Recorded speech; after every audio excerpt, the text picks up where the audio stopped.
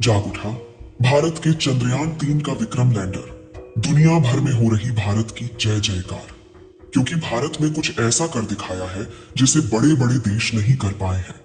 चांद की अंधेरी रात बीत चुकी है और चांद पर सूरज निकल चुका है। अब लोगों की मन में सवाल उठने लगा है कि क्या चंद्रयान 3 जाग चुका है, क्योंकि हमारे इसरो के वैज्ञानिकों ने 2 सितंबर के दिन इसके प्रज्ञान रोवर को और 4 सितंबर के दिन विक्रम लैंडर को गहरी नींद में सुला दिया था। इसरो के वैज्ञानिकों ने बताया था कि 22 सितंबर के दिन चंद्रयान 3 का विक्रम लैंडर और प्रज्ञान रोवर जागेगा और चांद पर अपने एक्सपेरिमेंट करेगा। लेकिन जैसा कि आप सभी को मालूम होगा कि 22 सितंबर आ चुका है और लोगों के जहन में सवाल उठ रहा है कि क्या विक्रम लैंडर जाग चुका है और चंद्रयान 3 जागने के बाद चांद पर क्या करेगा। इस सवाल का जवाब जानने के लिए वीडियो के अंत तक अवश्य बने रहे। इसरो के वैज्ञानिकों ने चंद्रयान 3 के विक्रम लैंडर और प्रज्ञान रोवर को इस तरीके से पार्क किया था कि जैसे चांद पर सुबह हो और सूरज की किरण चांद की धरती पर पड़े तो प्रज्ञान रोवर और विक्रम लैंडर के सोलर पैनल पर रोशनी पड़ सके, जिससे कि दोबारा चार्ज हो जाए और फिर से अपने एक्सपेरिमेंट को पूरा करे। चांद के दक्षिणी ध्रुव पर 4 सितंबर के दिन रात होना शुरू हो गई थी। जैसा कि आपको मालूम होगा कि चांद पर पृथ्वी के 14 दिन के बराबर एक रात और एक दिन होता है। चांद पर रात 14 दिनों तक होने के कारण चांद की धरती का तापमान काफी ज्यादा घट जाता है, यानी कि रात के समय चांद का तापमान लगभग -250 डिग्री सेल्सियस तक पहुंच जाता है और -250 डिग्री सेल्सियस तापमान के कड़ाके की ठंड में किसी भी इलेक्ट्रिक इंस्ट्रूमेंट का काम कर पाना संभव नहीं है।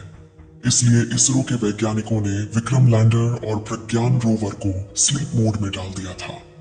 चांद की कड़कती ठंड से बचने के लिए विक्रम लैंडर और प्रज्ञान रोवर को काफी ज्यादा इंसुलेटर जैसे पदार्थ का इस्तेमाल करके बनाया गया था, जिससे कि चांद पर पड़ने वाली कड़ाके की ठंड से चंद्रयान 3 के विक्रम लैंडर और प्रज्ञान रोवर पर ज्यादा असर न पड़े और वह सुरक्षित बने रहे, ताकि दोबारा से जब चांद पर सुबह हो तो ये दोबारा से काम कर सके। विक्रम लैंडर और प्रज्ञान रोवर की बैटरी को चार्ज होने में कम से कम 3 दिन का समय लगता है। आप सोच रहे होंगे कि 22 सितंबर के दिन चांद पर सूरज उगा है तो लगभग 25 सितंबर तक उसकी बैटरी फुल चार्ज हो जाएगी और उसके बाद ही यह अपनी गहरी नींद से जागेंगे। लेकिन ऐसा बिल्कुल भी नहीं है। इसके लिए आपको बता दें कि चांद के दक्षिणी ध्रुव पर 19 सितंबर के दिन ही सूरज निकल चुका था और अब चांद पर सूरज को निकले करीब 3 दिन हो चुके हैं और अब तक चंद्रयान 3 के विक्रम लैंडर और प्रज्ञान रोवर की बैटरी पूरे तरीके से चार्ज हो चुकी है। विक्रम लैंडर और प्रज्ञान रोवर की बैटरी चार्ज होने के बाद बारी आती है वैज्ञानिकों को विक्रम लैंडर तक रेडियो सिग्नल भेजने की। विक्रम लैंडर को स्लीप मोड में डालने से पहले इसरो के वैज्ञानिकों ने पहले प्रज्ञान रोवर को स्लीप मोड में डाला था, क्योंकि जब इसरो चंद्रयान 3 से संपर्क करता है तो सबसे पहले वह चांद के ऑर्बिट में घूम रहे चंद्रयान 2 के ऑर्बिटर को सिग्नल भेजते हैं। उसके बाद ऑर्बिटर धरती से सिग्नल को रिसीव करके विक्रम लैंडर के पास भेजता है। ऐसे में विक्रम लैंडर को पहले बंद नहीं किया जा सकता था, इसलिए प्रज्ञान रोवर को स्लीप मोड में डालने के बाद विक्रम लैंडर के सारे आउटपुट सिग्नल को बंद कर दिया गया था, लेकिन उसके रिसीवर को चालू रखा गया था, जिससे जब चांद पर सुबह हो और उसकी बैटरी पूरी तरीके से चार्ज हो जाए तो जब वैज्ञानिकों के द्वारा रेडियो सिग्नल भेजा जाए, उसके बाद धरती से भेजे गए रेडियो सिग्नल को रिसीव करके जाग जाए और उसके बाद प्रज्ञान रोवर को भी जगा दे। चंद्रयान 3 चांद पर ढेर सारे तत्वों की खोज तो कर ली थी, जिसमें oxygen, sulphur, manganese, titanium, chlorine और आयरन जैसे अन्य तत्व शामिल थे। प्रज्ञान रोवर ने चांद पर लेजर डिटेक्शन के द्वारा ऑक्सीजन की खोज तो कर ली थी, लेकिन हाइड्रोजन की खोज कर पाना बाकी था।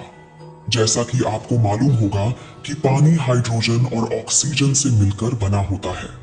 अगर चांद की धरती पर हाइड्रोजन की खोज हो जाती है तो चांद पर पानी पाए जाने की पुष्टि की जा सकती है।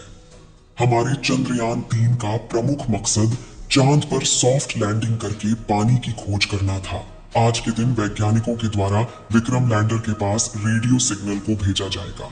क्योंकि अब चंद्रयान 3 के विक्रम लैंडर की बैटरी पूरी तरह से चार्ज हो चुकी है और चांद पर सूरज को निकले लगभग 3 दिन हो चुके हैं।